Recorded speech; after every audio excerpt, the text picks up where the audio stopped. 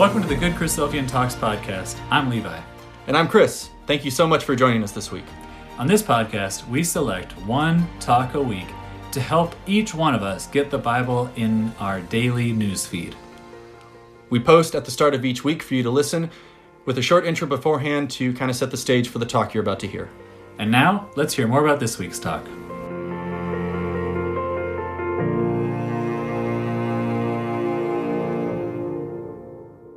For our talk this week, we're listening to an evening program that was given by Brother Leen Ritmayer back in 2010 at the Ontario Winter Gathering Bible School. The topic of his class is Digging Up Sodom, and this is probably one of the more unique classes that I've listened to, mostly because of the context by which Brother Leen is able to give this class. Before I dive into that, I should also mention, for this class specifically, you will probably want to at least have open, if not read through Genesis 13 and 14, as Brother Leen is looking at those passages multiple times in this account, as well as probably wanting to have one of those maps that's at the back of most of our Bibles of the Holy Land to be able to understand some of the locations that he's referencing. So, and I'll explain why here in just a second as we dive into what I loved about this class in particular. So Brother Leen brought some really amazing context to Sodom because he was involved in an archaeological dig uncovering what they believe to be ancient Sodom, the actual city that was destroyed by God along with Gomorrah in that account in Genesis 13. And he was brought in to help rebuild kind of like a representation of the city itself. And he has an amazing number of nuggets about the archaeological evidence matching up with the account of God. Especially near the end, he mentions at one point that they uncovered a layer of the city because with ancient cities, they just end up being built on top of themselves as time goes on. And as they dug down into this ancient city, and he mentions the name, which I will not try to repeat because I couldn't pronounce it as well as he could, but mentions that they get to a layer where there's this layer of ash and sulfur, and the kind of clay mud bricks that were used in the construction have been hardened so hard that they are essentially like stones. They won't break like a normal mud clay stone will because of an intense heat that they are exposed to. Just one of those ones that you listen to and hearing kind of the evidence that mankind's science is finding to back up what is read in the scripture. I just found it to be a really encouraging class.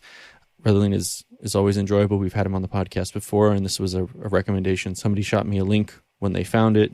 Me personally being kind of more of a analytical history nerd, I ate up every second of this.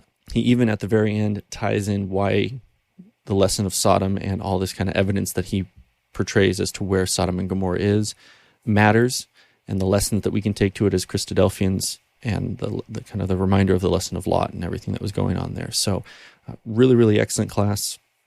Got me really amped up listening to it, made me want to dig in a little bit more, and I'm going to probably listen to this one a second time so I can take some better notes. Like I said, one I was really excited to share with everybody, so I hope that you enjoy it as much as I did. As always, like I mentioned, this one was a suggestion. The last few have been, as Levi mentioned last week, we've been getting a fairly steady stream of recommendations from people, which is awesome. Really helps us out. You know, there's so many new things that have been posted in the last several months because of all the online stuff that people are doing while everyone's having to be remote, which leads to lots of recordings that can be pulled from. But also, it seems like more older material is slowly getting converted and getting added. I found some even older classes that we've been going through. It's exciting to hear and always have more material to listen to, more classes, more exhortations, more series.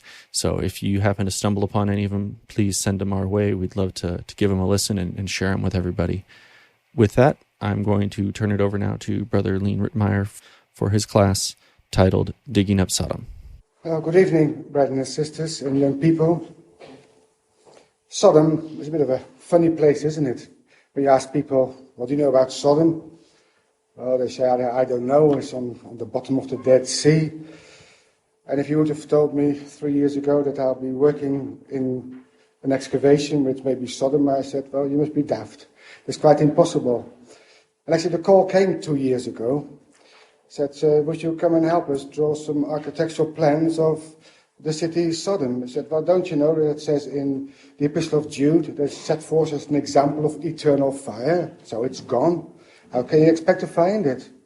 It says that in Genesis 19 that God overturned Sodom and Gomorrah. Well, the word overturn is like what you do with a cake. They'll turn it upside down so that you can never find it. Well, I said, just give it a go. But what do you know about Sodom? If you go, for example, to the internet, you go to Yahoo Answer, it says Sodom and Gomorrah were two separate cities that in present day lie under the Dead Sea in South Jordan. God brought fire, or brimstone, or sulfur out of heaven on those cities in judgment. The vast amounts of sulfur that exist in the Dead Sea are a direct result of this. Yahoo. Go to answers.com, say Sodom and Gomorrah were cities in the Aegean Islands, and it's in Greece. What's the Christadelphian view? Can you open your hymn book, please? At hymn 390.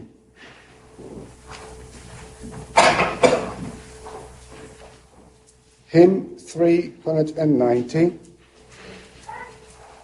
and verse 2, where it says, who was saved from direst horror at that unexpected hour wherein Sodom and Gomorrah sank, overwhelmed, to rise no more. Lot the faithful and his daughters were alone removed to Zoar. Where in the Bible does it say that Sodom sank in the Dead Sea? If you show me one verse, I'll be very pleased, I'll believe you. You can't find it. It doesn't say that Sodom is in the Dead Sea. And the Dead Sea was not created when Sodom was destroyed. There are two distinct sites altogether. Anyway, let's go through the scripture. Some of you may know that I've been working on the illustrations of the ESV Study Bible. And just a few months ago, they brought out the Atlas. And they showed this picture, I didn't know about this, of the Dead Sea. And they see Sodom and Gomorrah and Zoar and Admah, Zebulun, and all those smoky columns going up on the other side of the River Jordan. Where were those cities actually located? Well, 2 years ago, a good archaeologist friend of mine, Dr. Steve Collins, he's the dean of the University of Trinity Southwest in Albuquerque, and I'm professor there. I used to teach there quite a bit. He rang me up and he said, well, why don't you come and have a look? So I did. And at the moment, they're working there on a site called Tel Al-Hammam. And I just got an email this morning from one of the team members saying things in Jordan have been crazy. That's an email I got this morning in the archaeological field. Last week, a group of Russian archaeologists came and wanted to get a permit to put a submarine in the Dead Sea to look for Sodom. I don't know how deep a submarine can go because it doesn't sink. And remember that the Dead Sea is now at its all-time lowest at minus 450 meters below sea level. Because the Dead Sea has been there for all time, there's nothing under it. At any rate, the Jordanian Department of Archaeology, that's to say, was called to meet them at the Dead Sea. When they arrived, it was a setup that the press waiting, and the Jordanians told them to get out of Jordan, and they could not proceed. But in turn, it precipitated the director of the Department of Antiquity of Jordan to send a news team to our site, Tel Al-Hammam, and interview Dr. Collins and the Jordanian co-director. And then for the first time, they confirmed our site as the best Sodom fit. It was a gigantic turning point for our dig. I mean, we're on the 6 and 8 p.m. national news, and God willing, in 3 weeks' time, I'll be joining our team. Well, here's Dr. Collins, Steve Collins. It's a good colleague of mine. We've been working together for some 15 years, and he is pointing there on a map on Mount Nebo, where he told me he believed that Sodom was located. Well, we've been working together since 1995, and we both like challenges. We climbed up the Roman ramp at Masada in 1995. That's after our first season of excavating Ai. We've been working there for about 7 years, so we got to know each other. He invited me to come to his university and lecture there. And every year we lead tours in Jordan and Israel. And the website is BLE, that's Bible Lens Expedition Travel.com. Well, my challenge was the Temple Mount. I worked almost all my life trying to sort out all the problems of the Temple Mount. And Steve's challenge was to find Sodom. So where do we go from here?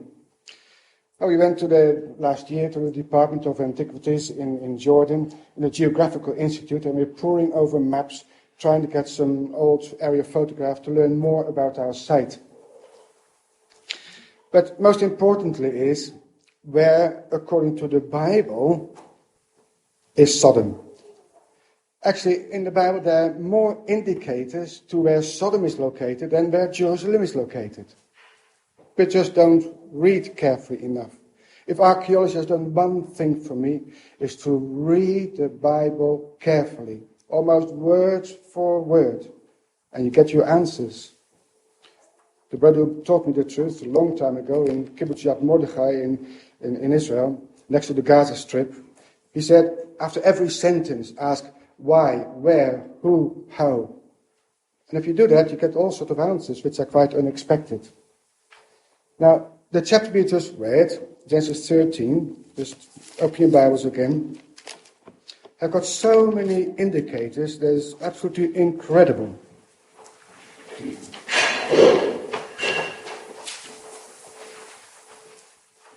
So let's start and look at the critical points in those first 12 verses of Genesis chapter 13. And I've highlighted the indicators we need to know from scriptures in order to find Sodom. So Abram went up from Egypt. He was in Egypt, he went to the Negev. When you see south in verse 1, that is usually the Negev, the southern part of Israel. So he came up from Egypt to the Sinai Desert to the Negev. And he went up from place to place. He would have gone over Hebron and Bethlehem and Jerusalem. And they go further north, you come to Bethel. And he came to the place, as it says in verse 3, between Bethel and Ai. What happened there? Earlier, Abram built an altar on the one hill in between Bethel and Ai. So he went back to the place where he had built an altar before. And then Lot looked up and he saw that the whole plain of the Jordan was well watered. It was like the garden of Yahweh. It was like the land of Egypt towards Zoar. Just remember these phrases, they're extremely important. And so Lot chose for himself the whole plain of the Jordan. And he set out toward the east. So in Bethel and Ai, and he went east. No point looking south. No, the Bible says he went east. And then Abram lived in the land of Canaan, while Lot dwelt among the cities of the plain of Jordan. That's where he went. He didn't go to the bottom of the Dead Sea to find and live in Sodom. He went to the plain of Jordan. What does that mean? And he pitched his tent not toward, the Hebrew says, as far as Sodom, he went straight to Sodom. So here we can learn that must be east of Bethel and Ai. It's in the plain of Jordan, which was well watered. It was like the garden of Yahweh. What's that? Like the land of Egypt. What is the parallel? It is east of Bethel and Ai. Now the plain of Jordan, the word plain is not a normal word for plain. Plain is usually an emek or an arava in Hebrew. But a kikar, that's the word used in Genesis 13, that is usually translated as a talent or a loaf of bread. The idea is a kikar means a circle. You go to the old city in Jerusalem, you buy bread, and you get a pita, circular loaf of bread. When they exchanged silver or gold as a talent, there was a circular disc of gold or silver. In modern Hebrew, a kikar is a roundabout. Like in Tel Aviv, you've got kikar Dizengoff, it's the roundabout of Dizengoff. So it indicates a circle. It's the circle of the Jordan. That's how the plain of Jordan should be translated. It's not the plain of the Dead Sea. It's the plain of Jordan, says the Bible. There's 13 geographical uses of the word kikar. You only find in the Old Testament. It also refers to the disc-shaped southern Jordan Valley north of the Dead Sea. It looks like a circle. For those of you who look at atlases or have been in the land of Israel, you know you get the Sea of Galilee. And then the Jordan goes down through a valley, but it widens out where Jericho is, north of the Dead Sea. Have a look at these pictures. So this is a satellite photograph of the Dead Sea area. So here you see the northern end of the Dead Sea. Here's the River Jordan going through a narrow valley and goes all the way down. But look at this area. It widens out into a circle. And it looks like a circular plain if you stand here above Jericho or here on Mount Nebo.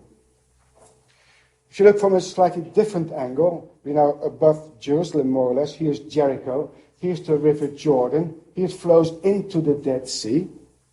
And you can see there's a circular plain. That's the Hebrew word for plain. Kikar means a circle. A disc. You can't get away from it.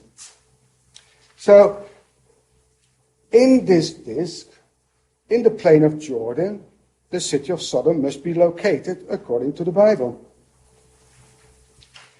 So the kikar is also the kikar of the Jordan, not the kikar of the Dead Sea. The Jordan, Hayarden, refers only to the river Jordan proper. The Dead Sea is not the Jordan. The Jordan is not the Dead Sea. They're different systems. And Hayarden never includes any part of the Vale of Siddim. It ends, as the Bible says, I've put some references here if you want to write them down. It ends at the mouth of the Jordan below Pisgah. And Pisgah is Mount Nebo, just opposite Jericho. Just where the North Sea ends. You can look up, let's look up in Numbers 34. Comparing scripture with scripture is not only important for archaeology and geography, but for our spiritual life as well. So in Deuteronomy 34, Numbers 34, in verse 12,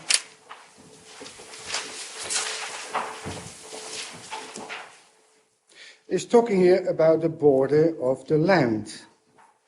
So in verse 11, the coast shall go down from Shepham to Riblah, on the east side of Ain. The border shall descend, it shall reach unto the side of the Sea of Kinneret, the Sea of Galilee, eastward. The border shall go down the Jordan, and the goings out of the Jordan shall be at the Salt Sea, the Dead Sea. This shall be your land. See, the Jordan ends at the Dead Sea. And the Dead Sea is not the River Jordan. Deuteronomy 3:17.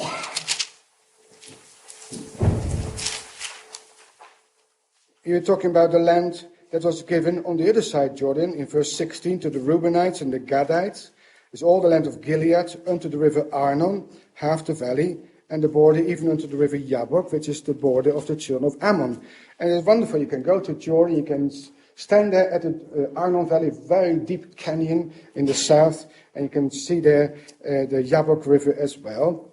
And then verse 17, it says, and the plain, the Kikar, the circular disc also, and Jordan, and the coast of, from Kinneret even unto the Sea of the Plain, the Salt Sea, under Ashdod, Pisgah, eastward. So clearly indicates that Jordan ends whether it flows into the Dead Sea. Can you see that? Yeah, so the Dead Sea is not part of the River Jordan at all. I could look at more of them, but that would take a bit of time. But you can write down, if you want to check it up later on, Deuteronomy 3:17 and 27, 4 verse 47 to 49, in Joshua 15 verse 5 and 18 verse 19. It always indicates that the Jordan ends where it flows into the Dead Sea. So looking at this topographical map of the land of Israel, think of that water system that goes right through the middle of the land, the Great Rift Valley, the Jordan River Valley. That is the outline of it. Now it starts at the top where Mount Hermon is.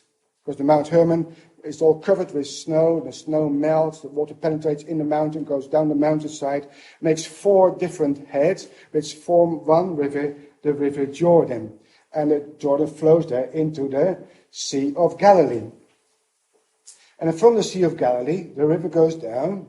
That is called the River Jordan proper, until you come to the Dead Sea, which is a different system, although it's all one water system, of course.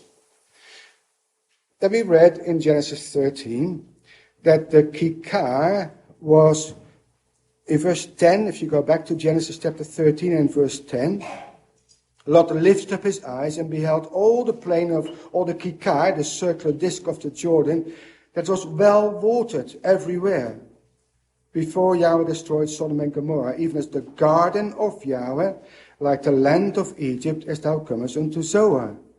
It was well watered. Well, when I was there last January, before the rains actually started, there was still water running through all the valleys there. Well watered, like the garden of Yahweh. Well, go to Genesis chapter 2. The garden of Yahweh must be the garden of Eden. What does it say there about that river? Genesis 2 and verse 10. It says, one river went out of Eden to water the garden. And after that it was parted. But it was one river going right through the middle of the garden. It is like Egypt. There would be no Egypt. It was no Nile. The Nile is Egypt. There's one river going right through the middle of Egypt. It overflows its banks, just like the river Jordan does. So it's quite clear, if you go back to Genesis 13, it must be well watered, the plain, and one river going right through the middle of it, just like in the Garden of Eden, and just like in Egypt. That's what the Bible tells us. Well, if you look at this picture, here's the Kikar, which ends at the Dead Sea. These riverbeds are flowing with water most of the year. All of them. Yes? And then there's where Jericho is, also in the Kikar of the Jordan. And the River Jordan goes right through the middle of it. Just like the river went through the middle of the Garden of Eden, as verse 10 tells us, and the Nile goes through the middle of the land of Egypt. And the Nile ends when it flows into the sea, into the Mediterranean.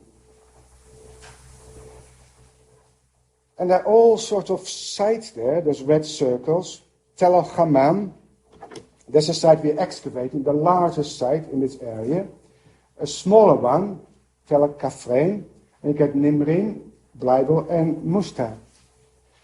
See, it's only the last few years that we could go into the area because there's always a military zone. You couldn't go and excavate there because you get your head shot off by the Israelis or by some Palestinians.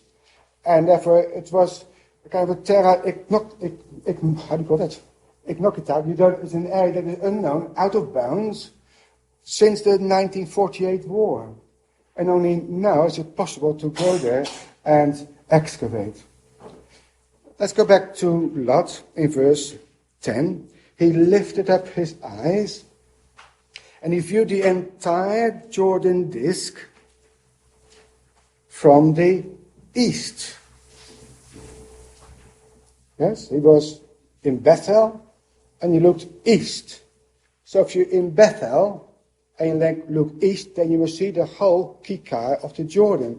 What do you see when you're in Bethel and you get your telephoto lens out? Well, first of all, here is, on a satellite picture, the Dead Sea, Jerusalem. Here's Bethel and Ai. And here's the disk. So what are we being told? That he looked east. Actually, if you are in Bethel and Ai, you can barely see the Dead Sea. Only the northern bit of it, because the mountains are all in the way. Well, here's a photograph. This is what you can see from Bethel and Ai. Here's a photograph taken from Bethel, and here you can see the circular disc of the Jordan. Jericho is just below the mountain here. And here is Mount Nebo. Because I said it was below Pisgah. Now here is where the Jordan ends. The Jordan runs right here, and all the water coming down from the plateau, the Moabite plateau, make this valley very, very fertile. This is what you see when you look east. That's what Lot did. If you look south, you can just see the northern tip of the Dead Sea. That's all you can see. So there's no point saying Sodom is in the southern end of the Dead Sea, because you can't see it from Bethel. No point saying it is somewhere on this side, but where Masada is, where to show you Lot's wife, because you can't see it from Bethel. Lot could see Sodom from Bethel. Quite clear from Genesis chapter 13. So he then traveled eastward from Bethel and Ai, and he pitched his tent at Sodom. Now, back in Bethel Ai, here is east, so this is the direction he went to. And you can only end up in the circular plateau of the River Jordan. So if you take only Genesis 13 in account, and here's the Dead Sea area, don't be looking here for Sodom, because you can't see it from Bethel and Ai. This is the only part where you can see the plain of the Jordan. And this circular area is called the Kikar of the Jordan, about 25 kilometers in diameter. Jericho is on the west side of the Kikar, and Sodom and Gomorrah must be on the east side. You can't see Jericho from Bethel and Ai because it's too deep down. You can only see on the other side, or in this part of the Kikar, you can see from Bethel, because the mountains are in the way. And then Steve Collins went there with all this information. He said, for 3 weeks I'll be reading every day Genesis 13 and 14, a few times in a day, trying to understand what is the Bible telling me where Sodom is. And then he had an opportunity to go to the site, and all these sites belong to the Middle Bronze Age. So in archaeology, we don't talk about 2000 BC or 3000 BC. We divide the chronological areas into the early Bronze Age, and the late Bronze Age, Iron Age, and so on. This particular city must belong to the Middle Bronze Age, according to archaeology. I'll explain that later on. And so he got an inkling that those cities must be there. And then he went to the site in the Kikar of the Jordan. And then he assumed that Sodom was the biggest city in the eastern Jordan disk, because it's always mentioned first. You see, often cities are called in pairs. Bethel and Ai. Bethel is always the largest, and Ai is the smaller one. So Sodom and Gomorrah. Sodom must be the bigger one, and Gomorrah the smaller one. If you look at the list of the cities, they're often counted from the south. So the southern cities mentioned first, Sodom. A bit north is Gomorrah, and then Admah and Zeboim. That's the biblical way of making lists of city. So leave that for a time being. We also need to look at Genesis chapter 14.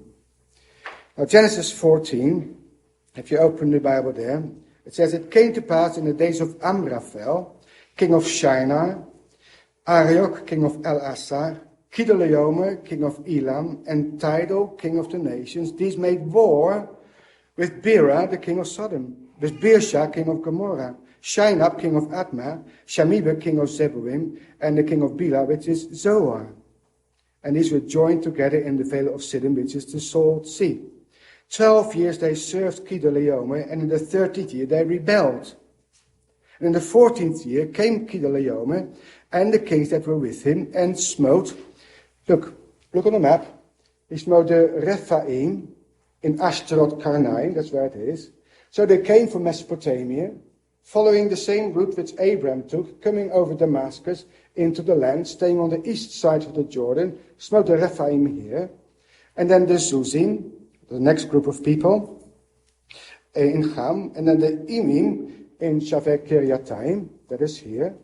They went down all the way to the Horites in Mount Seir, that is Edom, here's Mount Seir. Then they crossed over, went to Paran, you see verse 6, to El Paran, which is by the wilderness. They returned, they came to Ein Mishpat, which is Kadesh. Here it is, Kadesh Barnea, from where Joshua sent out the spies, Moses sent out the spies to spy out the land. And then they turned back, and it says then went to the country of the Amalekites, and also the Amorites that dwelt in Gatzizon Tamar.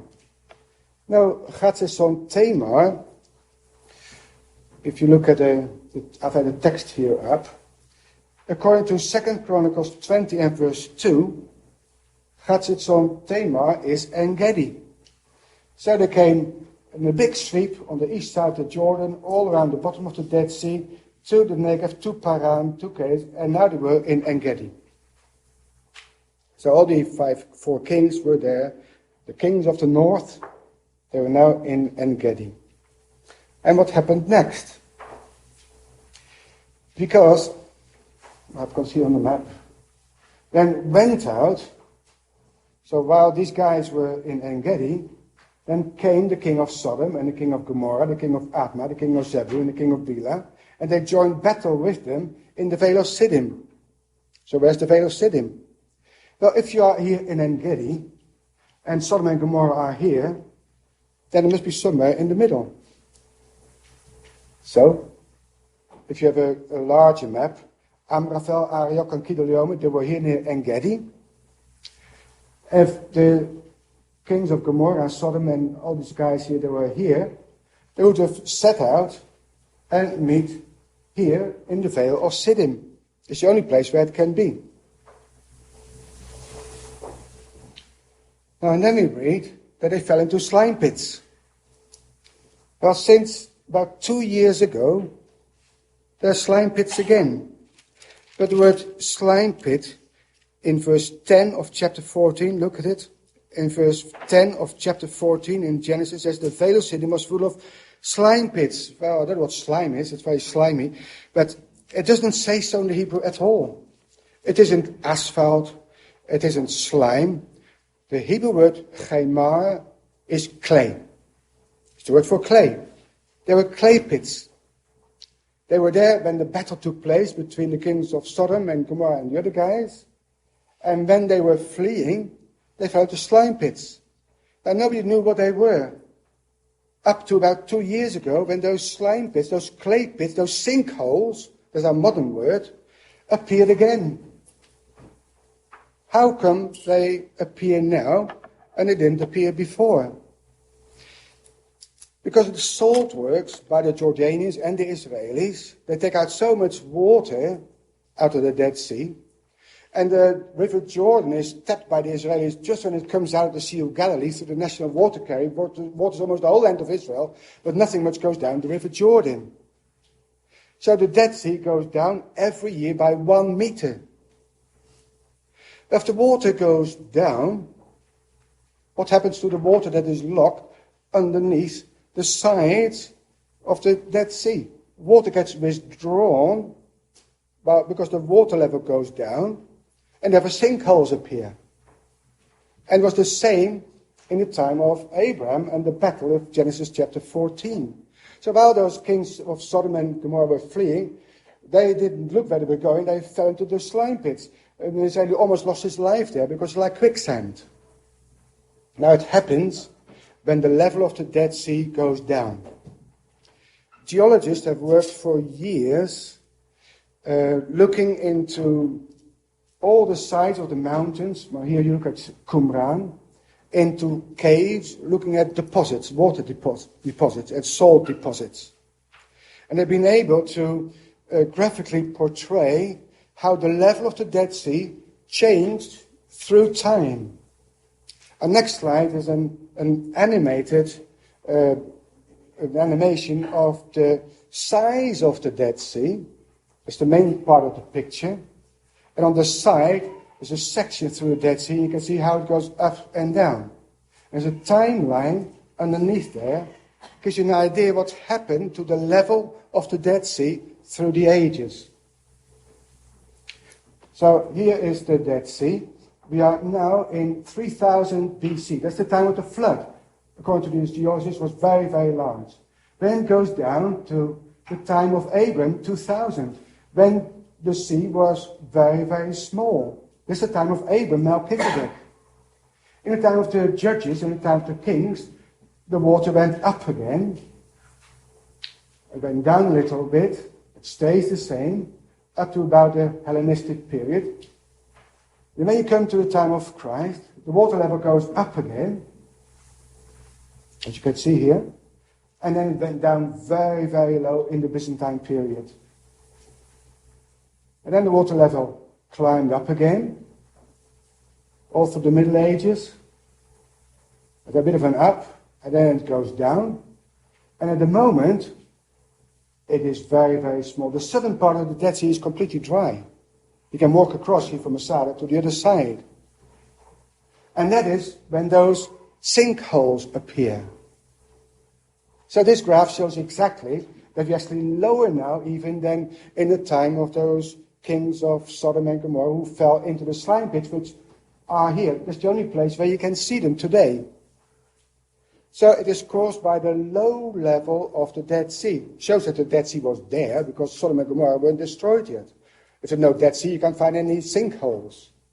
So it is quite illuminating that we are now at the same level as in the time of Abraham and Lot. And so, going to the site, Sodom must be the largest one.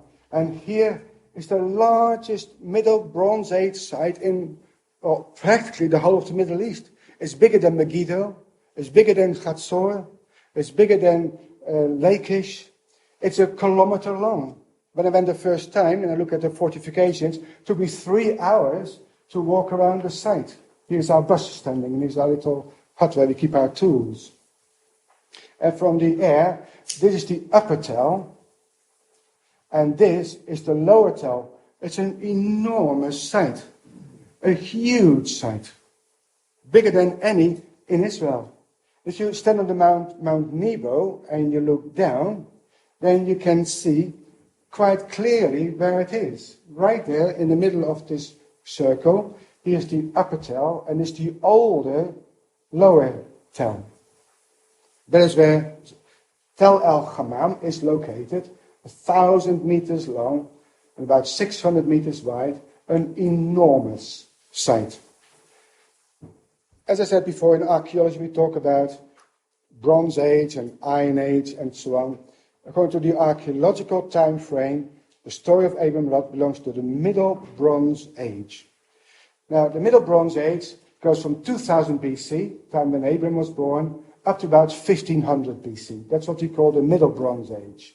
Then you get the Late Bronze Age from 1500 to 1200, and then you have what we call the Iron Age, which is the time of the kings of Israel. So Abraham and Lot must be in what we call the Middle Bronze Age, and not later on in the Iron Age. So if you go to a site and say, well, that is Sodom, well, do you have Middle Bronze? If you don't have Middle Bronze, it can be Sodom. Let's go to Genesis chapter 10, where Sodom is mentioned for the first time before the flood. In Genesis chapter 10, we have the borders, in verse 19, of the land of Canaan. It says, and the border of the Canaanites was from Sidon, as thou comest to Gerar, unto Gaza, as thou comest unto Sodom and Gomorrah, and Admah and Zeboim, even unto Lasha. So the borders of Canaan start at Sidon, here in modern-day Lebanon, goes all along the coast of the Mediterranean, up to Gaza, where the Gaza Strip is, goes across towards the Dead Sea, where Sodom and Gomorrah, Admah and Zeboim are located. In the table of nations of Genesis chapter 10, before the flood, or just after the flood, but before the time of Abraham. So, and then the border goes up to Lasha, that is Laish or Dan, and then goes across to Sidon.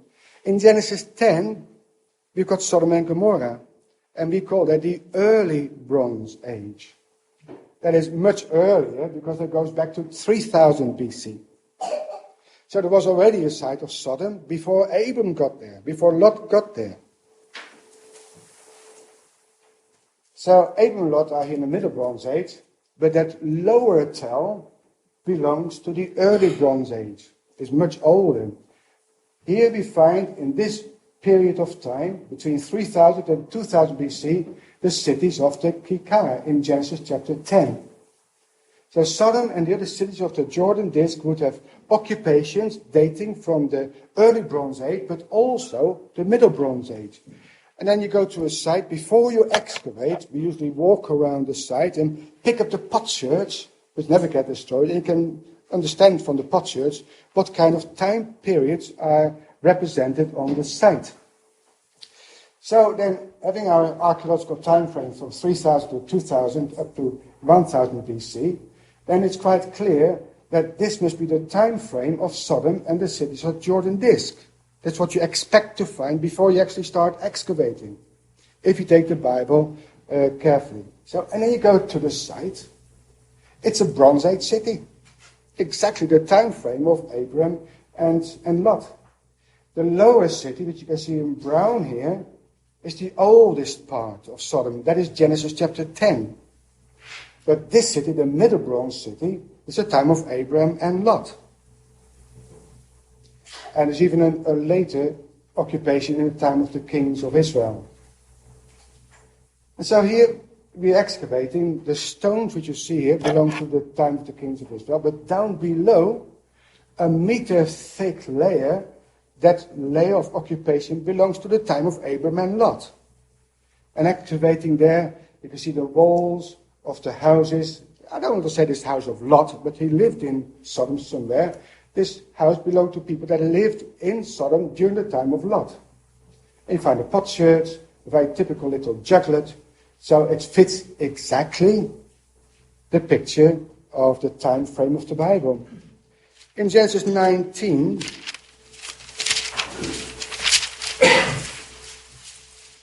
we read that 2 angels came to Sodom at even, and Lot sat in the gate of Sodom.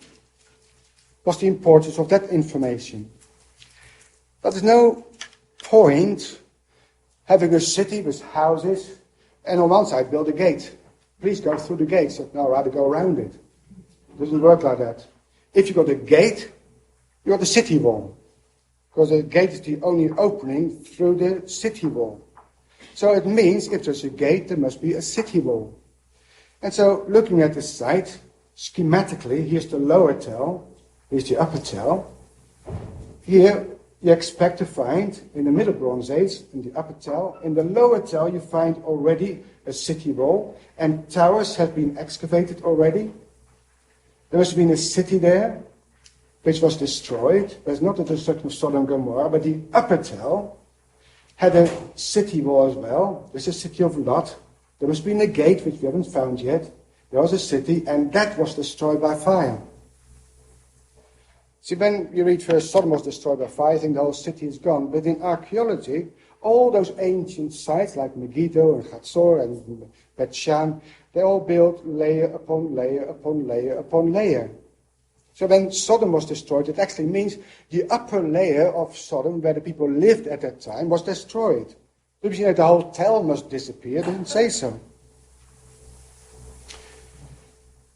Now, and then we found actually the fortifications of that city. Here, all built over the ruins. So excavating on the top there, we found a rampart, a typical Middle Bronze Age rampart of the city of Lot. And the city, the buildings must be inside. Well, here is the mud brick wall starting to be excavated, going down, sloping on the side. And you're standing at the bottom. This was the fortification of the city of Sodom in the time of Lot. And somewhere through this ramp made of mud brick, of little stones or bricks made of mud brick, calculating them, they must have made 44 million mud bricks to build a fortification around this city. It was an enormous kind of work. And so archaeologically and geographically, the biggest fortified Bronze Age city on the eastern Jordan disk is the most likely candidate for Sodom, called today Tel El Hammam. It spreads over 1 kilometer square. He called it the Queen of the Southern Jordan Valley. Yes, it's bigger than any other Bronze Age site in the whole Middle East in this particular area. So this is the Middle Bronze Age rampart then. There was a little a space of time when the site was unoccupied. And look at the destruction. Digging in this square, below where you can see the stones, this particular level was full of ash and destruction.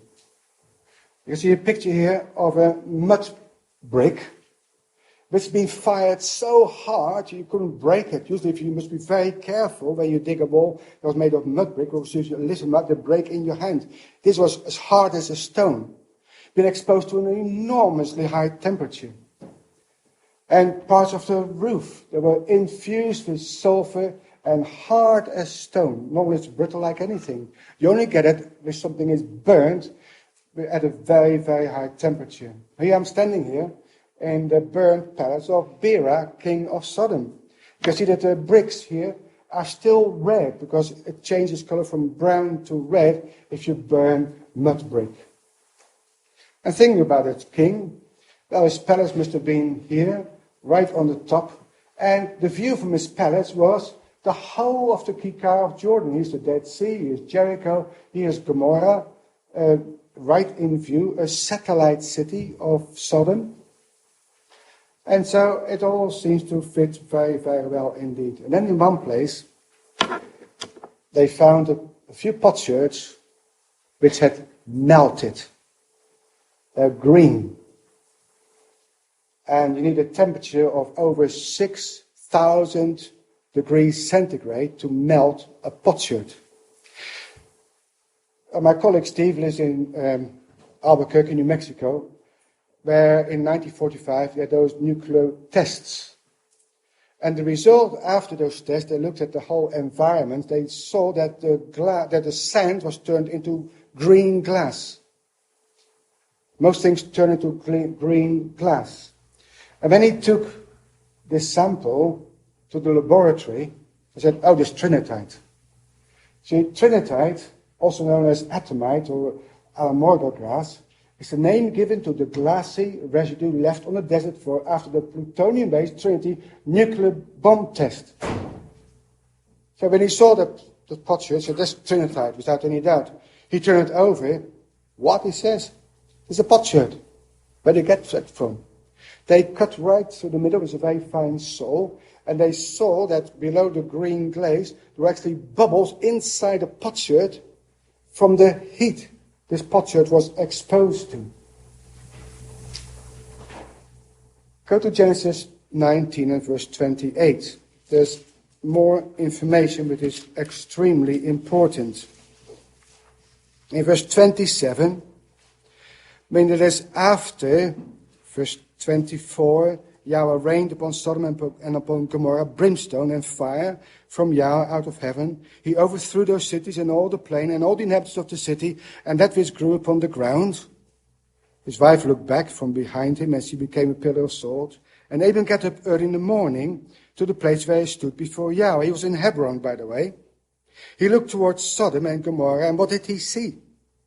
Toward all the land of the plain, he beheld the smoke of the country went up as the smoke of a furnace. If you've got a big bonfire, the smoke goes all over the place. But a furnace, with a chimney, the smoke goes straight up. That's what Abram saw. Exactly a pillar like you have from a nuclear bomb. I don't say there was a nuclear bomb, don't mistake what I'm saying. But the fact that there was a pillar of smoke going up is the same as you see when you have an atomic bomb. How does that happen? Because when the bomb comes down, you get a horizontal impact, but the path through which it comes down is a vacuum. It sucks up sand and stones, which get superheated, and then they come raining down upon the site. It says God rained down fire and brimstone. But the best lexicon I have at home is written by John Parkhurst. It was made in actually 1823. That's the lexicon which John Thomas always used. He's a very intelligent man, and he looked at that word brimstone. Brimstone is an old English word for burning stone. That's all it is. So make a note in your Bible, brimstone is burning stone. He says brimstone or burning stone, gofrit in Hebrew, is always applied, written in 1823. Yes? Applied or alludes to that meteorous, inflammable matter which God rained upon Sodom and Gomorrah. That's what the Hebrew word indicates. And we believe that's how Sodom was destroyed. Words that are related to gofrit is gopher wood, of which the Ark of Noah was made. There's so much resin in that wood that it stays afloat. Yes, the cypress is from the same kind of word, kuparisos, gofrit. So it isn't sulfur. It's very durable against rot and worms, used for shipbuilding and so on. So it is a resinous, inflammable juice which you find in that particular tree, and that is the word used. Now, my colleague thinks that Sodom and Gomorrah were destroyed by a meteorite. Now, that was his idea. It sounds plausible, but just think about it. If you get a huge meteor coming down from the sky, and it fragmentizes on impact, then it hits the ground at a terrific speed. But the path through which that meteor comes down creates a vacuum. First of all, you get an impact on the ground, and says that God overturned the cities of Sodom and Gomorrah. But you can look at the walls in the section, they're just tumbled over. That's the horizontal impact when you get such an impact on the ground. But that path through which it comes down becomes a vacuum. It sucks up soil and stones, goes up in that vacuum, gets superheated, and comes down as burning stones. That's exactly what the Bible says. So something, either a meteorite, certainly not a nuclear bomb, something must have come down from heaven, which sucked up, it's at a horizontal impact, sucked up the stones, superheated them, and then smashed them down again. And that is how Sodom and Gomorrah were destroyed. All those cities were destroyed, all those five of them, at the same time, in the same way. Now, that is very interesting. So we have here Tel El-Hammam, the largest city. We believe Sodom. Tel Kafrein, maybe Gomorrah. Nimrim. They go together again. Sodom and Gomorrah. Admah and Zeboim. Zeboim. I was teaching my students this morning, if you got a word like Elohim, if it ends in im, it's plural. So, there were two sides there, one beside the other. Twin satellite cities of Admah and Zeboim. So according to the directions we get in the Bible, and the way that those cities were destroyed, it fits exactly the picture of Sodom and Gomorrah in the Kikar, as we've been seeing in the Bible. And in 3 weeks' time, I'll be there again and see what I've been discovering so far. But what can we learn from the whole story of Sodom and Gomorrah as Christadelphians? It's not just written here for archaeologists so we can find the site. Yes? Well, to us, reading the Bible, Genesis 13 and 14, and coming to a site which fits perfectly, shows that the biblical record is absolutely true. Taught me I must read the Bible so carefully. If it says east, well, look east and don't look south, because you won't find it. Yes? Don't believe fables, including hymn 390. I'm so pleased that the hymn book is not part of the BASF, because I'm disfellowshipped at the end of this lecture. Don't bring your family to Sodom. It says, Lot, he vexed his righteous soul. Well, he had hoped perhaps to convert Sodom. What happened? His wife was converted to the ways of Sodom, and his 2 daughters as well. He lost his family by choosing to live in the wrong place. Oh, very fertile, well watered, the river Jordan there, plenty of food, better than on top of the mountains where Abraham stayed, but at the cost of his family. And don't live a Sodom lifestyle. But what is a Sodom lifestyle? You see, usually when we think about Sodom, we think about the immorality, sexual immorality. But that's not the only thing. Go to Ezekiel chapter 16, please. And then we come a lot closer home. In Ezekiel chapter 16,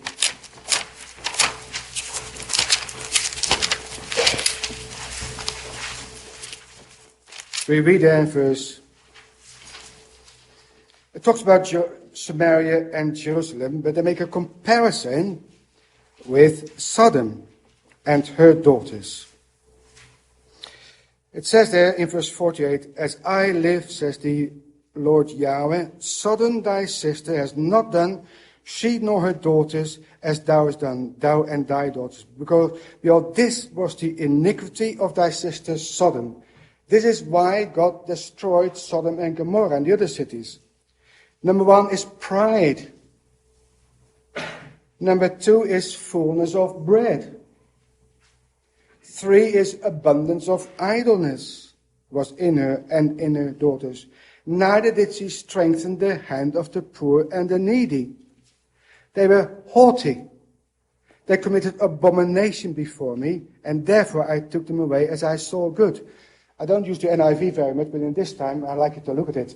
They say they're arrogant, overfed, and unconcerned. And that's exactly the world in which we live, isn't it? So we need to learn from Sodom and Gomorrah and the fierce destruction which we're excavating at the moment, that we mustn't be proud. We are overfed. We got too much to eat and got too much free time. What do we do with it?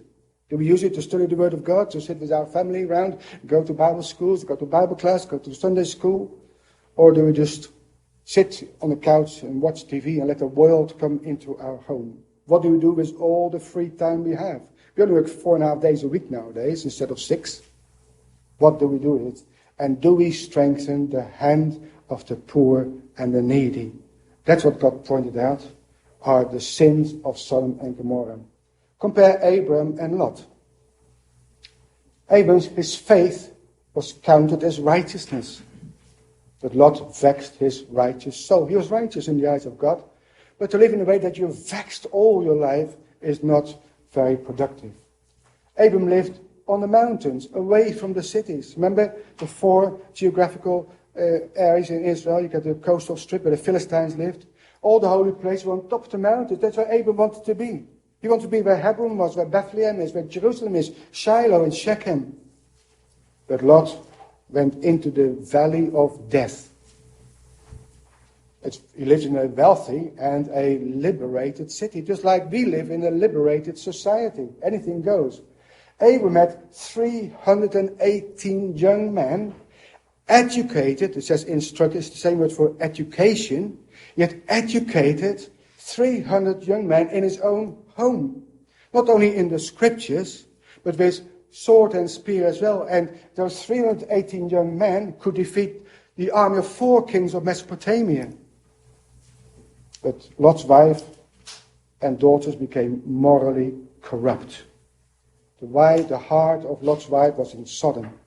And look what those daughters did afterwards. Those are the ways of Sodom. Abraham received a son of promise.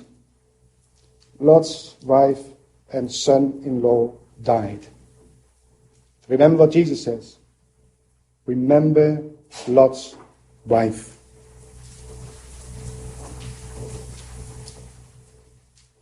I hope you agree with me that Sodom is not on the bottom of the Dead Sea. Jesus says in Matthew 10 verse 15, "Verily I say unto you, it shall be more tolerable for the land of Sodom and Gomorrah in the days of judgment than for that city." So Sodom will be remembered at the day of judgment. You're still in Ezekiel chapter 16. Look what it says in verse 55. This is in the kingdom when everything will be restored again. It says, "When thy sister Sodom and her sisters, her daughters, shall return to their former estate. And Samaria and her daughters shall return to their former estate. Then thou, Jerusalem, and thy daughters shall return to your former estate." Jerusalem is going to be restored as the capital of the land of Israel. Samaria, the northern part of Israel, is going to be restored as part of the inheritance of the saints. And Sodom will also be restored. There will be a city of Sodom in the kingdom. It's on the bottom of the Dead Sea. Very difficult to build a city there. So this then, brothers and sisters, is what we've learned from Genesis 13 and 14, reading accurately and following the scriptures and finding most likely what is Sodom. The future, well, here's Jerusalem on the top of the mountains. This is the area where Abram preferred to be. In Ezekiel 47, verse 8, we read about a new river coming out of the temple. The waters that issue out toward the east country go down into the desert, go into the sea, but being brought forth into the sea, the water shall be healed. That fresh water, abundant water coming out of Jerusalem will take away the salinity of the Dead Sea, but the Dead Sea will stay where it is. Because fishermen will still stand in En-Gedi. If you now go to En-Gedi and got a fishing rod in your hand, and you got your floater in the water, people think you're soft in the head. Yes, but in the kingdom, it will be able to fish there, because fishes will live again in the Dead Sea. Zechariah says, it shall be in that day that living water shall go from Jerusalem, half of them to the former sea, and half to the hinder, or the western sea, which is the Mediterranean. In summer and winter shall it be.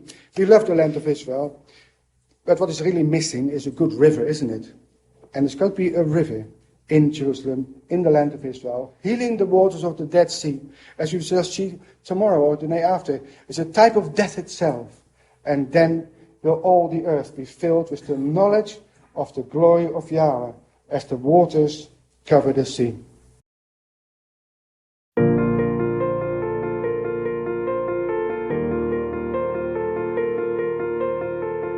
Thank you for listening to the Good Christadelphian Talks podcast.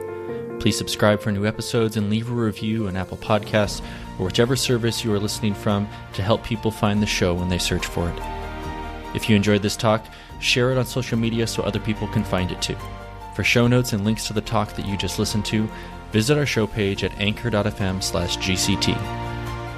We want to encourage everyone to share their thoughts from the talk this week on Facebook or Instagram, where we are at GoodChristadelphianTalks, or on Twitter, where we are at GCT_podcast. If you know of a great talk, we want to know about it too. Send a suggestion to GoodChristadelphianTalks@gmail.com or message us on any of our social media platforms. Thank you for listening. God bless, and talk to you next week.